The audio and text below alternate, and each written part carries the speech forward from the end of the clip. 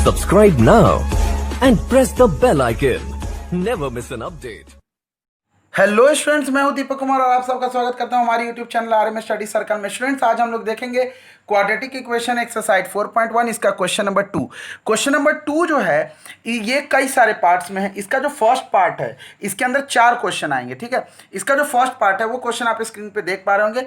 The area of a rectangular plot is 528 metre square. The length of the plot in meters is 1 more than twice its breadth. We need to find the length and breadth of the plot. अब इसमें students क्या रहा है, सबसे पहले तो इस situation को रिप्रेजेंट करना in the form of quadratic equation. मेरा काम वही खत्म, उसके अलावा और कुछ नहीं पूछा है आपसे। नहीं कहा है इस क्वेश्चन में कि आप लेंथ भी फाइंड करो, आप ब्रेथ भी फाइंड करो। आपको सिंपली कहा है कि आप रिप्रेजेंट करें इस सिचुएशन को एक क्वाड्रेटिक इक्वेशन के फॉर्म में। तो कैसे रिप्रेजेंट कर सकते हैं? इसका first part, let the breadth of rectangular plot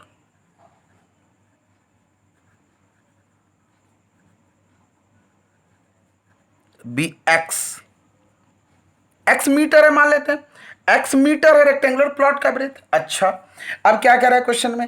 area दे रखा है 528 और एक चीज लेंथ के बारे में बोला है कि is 1 more than twice its breath. Length जो है ब्रेथ के दुगुना से एक ज्यादा है, तो लेंथ जो होगा वो क्या होगा?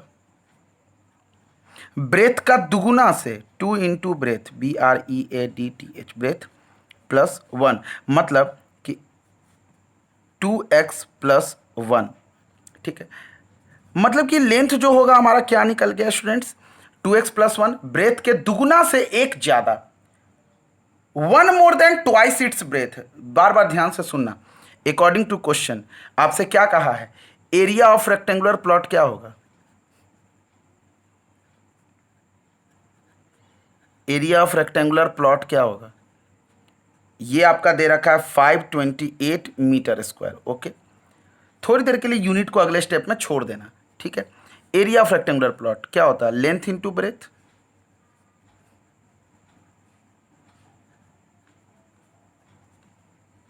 $528 मीटर स्क्वायर। लेंथ कितना है? 2x plus 1। ब्रेथ कितना है? x 528।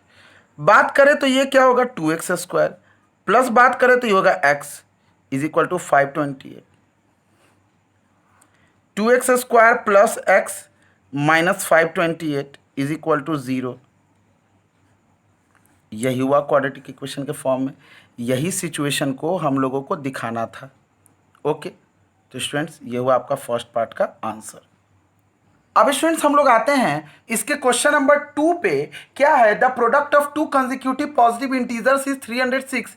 We need to find the integers. 2 consecutive positive integer है। अच्छा, तो पहले ये बताओ कि कंसेक्यूटिव पॉजिटिव इंटीजर अगर बोलेगा, कंसेक्यूटिव पॉजिटिव इंटीजर अगर बोलेगा तो क्या करना है? तो आप ध्यान रखना हमेशा ये कॉन्सेप्ट कि x plus 1, x plus 2, x plus 3, ये सब क्या है? ये कंसेक्यूटिव पॉजिटिव इंटीजर है ना। या तो आप इसको ले लो, x प्लस 1 को, ये दोनों भी कंसेक्यूटिव। या तो आप x प्लस 1, x प्लस 2 को ले लो, ये दोनों भी कंसेक्यूटिव। या तो आप x प्लस 2 और x प्लस 3 को ले लो, ये दोनों भी कंसेक्यूटिव। कंसेक्यूटिव इंटीजर है ना। आगे बात करें तो अब इसमें क्या बोला है? Product of 2 consecutive integer. तो late 1 consecutive integer be x and other be x plus 1। पहला वाला को x माने, अगला वाला x plus 1। According to question product क्या बोला है दोनों का? 306। क्या हो जाएगा? X square plus x is equal to 306। क्या हो जाएगा? X square plus x minus 306 is equal to 0। यही है ना रिक्वायर्ड क्वाड्रेटिक इक्वेशन। इस सिचुएशन को आपने दिखा दिया क्वाड्रेटिक इक्वेशन के फॉर्म में। अब आते हैं नेक्स्ट क्वेश्चन। अब स्टूडेंट्स आप लोग स्क्रीन पे देख पा रहे होंगे इसका थर्ड पार्ट, थर्ड वाला question. Rohan's mother is 26 year older than him, Rohan की जो मम्मी है रोहन से 26 साल बड़ी हैं। The product of their edges in years 3 years from now, अभी से 3 साल के बाद, तो क्या होगा 360 होगा। We would like to find Rohan's present age, Rohan का प्रेजेंट एज कैसे निकलेगा। ध्यान से देखिए मेरी बात आप समझिए, एक तरफ लिखते हैं Rohan age, let the present age of Rohan be x years and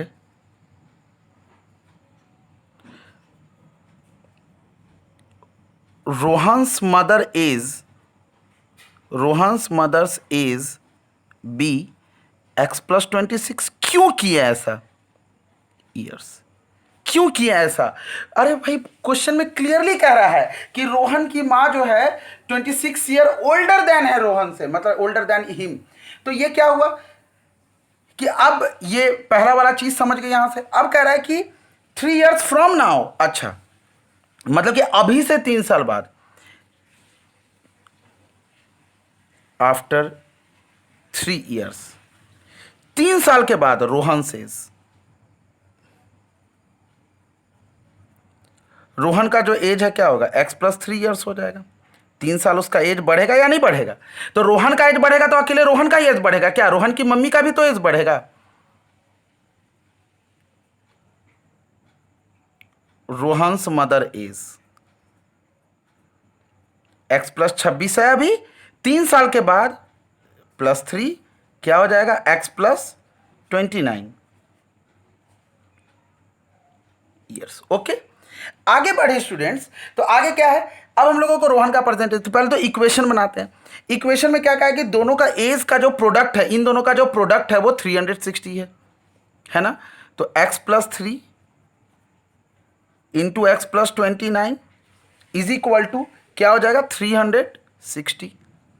क्या है अगला काम, मल्टीप्लाई करिए x square plus 29x plus 3x plus 3 into 29 is equal to 360। X square plus 32 plus 87 और ये 360 इधर आएगा तो minus 360 is equal to 0।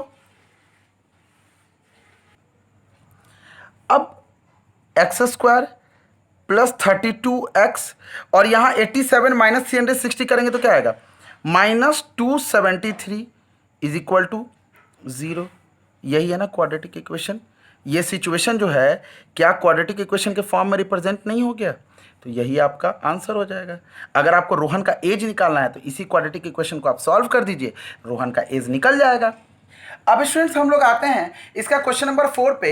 A train travels at a distance of 480 kilometre at a uniform speed. एक train है 480 kilometre का distance travel करेगा uniform speed से। स्पीड यूनिफॉर्म है, ये वर्ड मैटर करता है, समझिएगा आगे। If the speed had been 8 kilometre per hour less than it would have taken 3 hours more to cover the same distance, we need to find the speed of the train. अच्छा आप खुद सोचो, speed कम करेंगे तो समय ज्यादा लगेगा पहुंचने में, लगेगा या नहीं लगेगा? स्पीड कम होगा तो समय ज्यादा लगेगा। अगर मान लो मेरा स्पीड है 80 किलोमीटर प्रति घंटा, मतलब ये क्या बताता है कि 80 किलोमीटर का जो दूरी है, जो डिस्टेंस है, वो हम 1 घंटे में कवर करते हैं। अब अगर हम अपना स्पीड को घटा के कर दे 70 किलोमीटर पर आवर, ये क्या बताता है कि 70 किलोमीटर 1 घंटे में हम लोग डिस्टेंस तय करते हैं, है ना।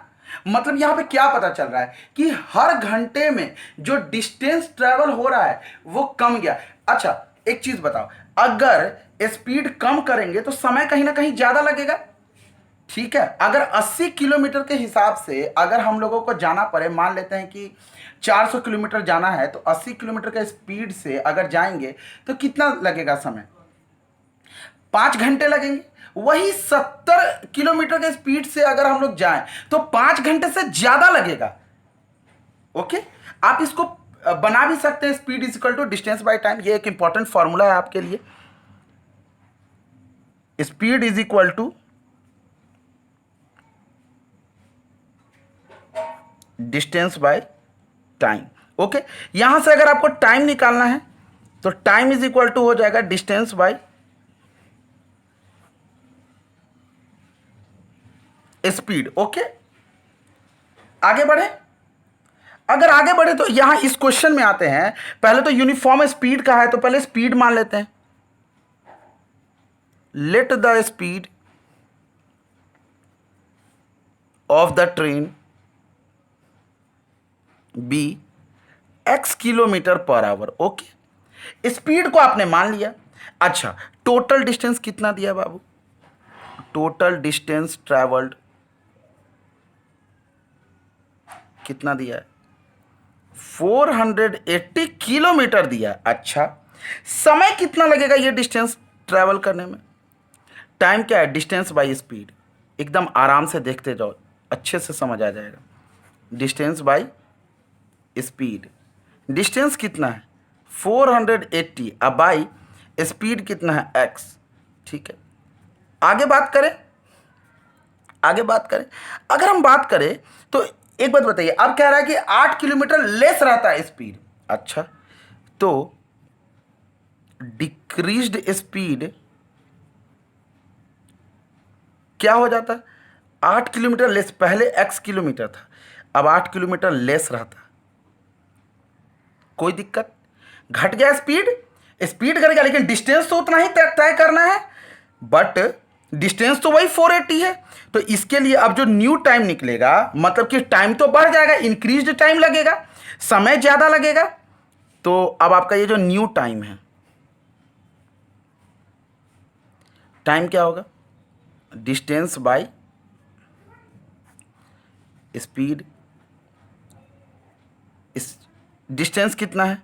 480, अब बाई स्पीड कितना है? स्पीड कितना है? तो x माइनस 8। समझ गए? दो बातें, इसको आप इक्वेशन 1 ले लो, इसको आप इक्वेशन 2 ले लो। मेरी बात को ध्यान से सुनना, मैं इस क्वेश्चन पे ज़्यादा टाइम दे रहा हूँ, क्यों? इंपॉर्टेंट है, समझिएगा। टाइम यहाँ पे तो निकाल लिए, डिस्टेंस बाय स्पीड करके। यहाँ पे जब डिस्टेंस घटा, ये डिक्रीज स्पीड है, तो ये जो आपका टाइम निकला बाबू, ये जो टाइम निकला, ये कहीं ना कहीं इंक्रीज्ड टाइम है, आपको समय ज़्यादा लगाना पड़ेगा। ये जो टाइम निकला, ये इंक्रीज्ड टाइम है,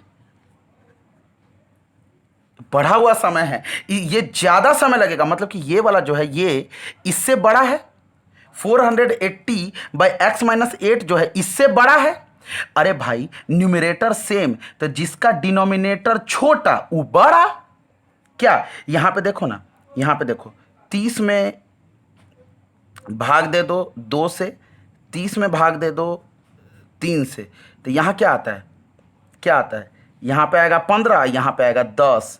कौन बड़ा हुआ? ये बड़ा। जब न्यूमरेटर सेम था तो जिसका डिनोमिनेटर छोटा वो बड़ा, इसका डिनोमिनेटर 1 से भी 8 कम, तो ये बड़ा। तो अकॉर्डिंग टू क्वेश्चन, जैसे आप समझोगे मैं वैसे समझाऊंगा, 2-3 लॉजिक से क्लियर होगा ये क्वेश्चन।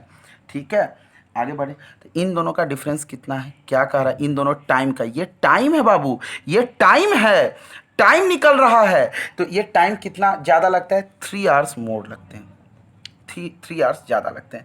अब इसको आप सॉल्व कीजिए ना, 480 आप कॉमन ले सकते हैं, क्या आएगा आपका?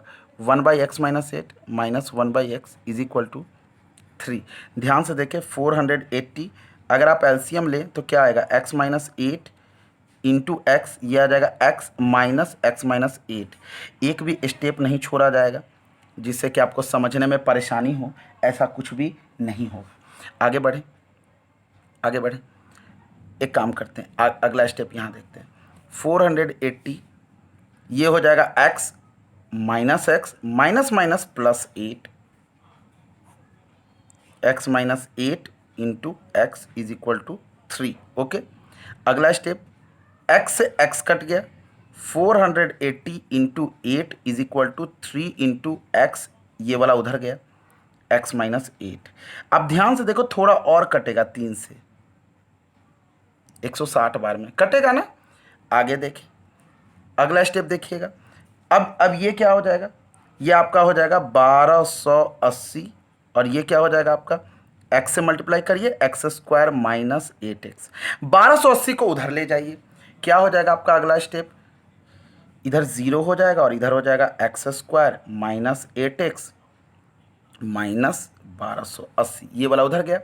अब इसको थोड़ा सा सीधा करके आप लिख सकते हैं क्या, x square minus 8x minus 1280 और ये हो गया 0 के बराबर। क्या यही ना क्वाड्रेटिक इक्वेशन का सिचुएशन हो गया, हुआ या नहीं हुआ? इस तरीके से इम्प्लाई दैट दे देंगे आप, लास्ट स्टेप देयरफॉर। तो यही सिचुएशन है जो आपका आंसर है। ओके, तो स्टूडेंट्स कैसा लगा आपको ये वीडियो? अगर ये वीडियो अच्छा लगा तो अपने फ्रेंड्स के साथ शेयर करें। Thanks for watching.